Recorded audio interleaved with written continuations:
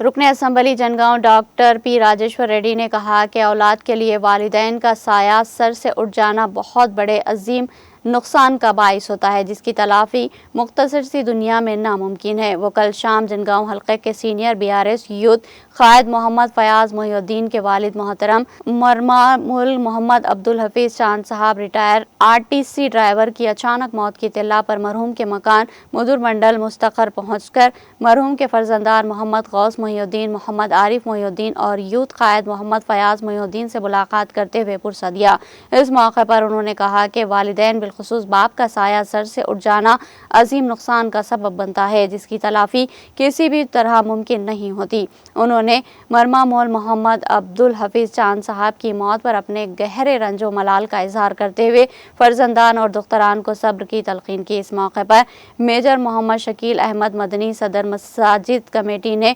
پسماندگان کو مرحوم والدین کے لیے ایصال ثواب کرنے، قرآن پاک کی تلاوت، تسبیحات اور دیگر کار خیر کی انجام دہی کے ذریعے ثواب پہنچانے کا مشورہ دیا۔ BRS کے سینئر قائد الحاج انجینئر محمد شریف الحسن، سابقہ صدر مساجد کمیٹی، صدر ٹاؤن کمیٹی D ملیش، سابقہ MPTC P نرسملو گوڑ، جیلانی صدیق، امیر مقامی سید مجیب الدین، محمد ابو شریف، محمد اسماعیل اور دیگر قائدین بھی اس موقع پر موجود تھے۔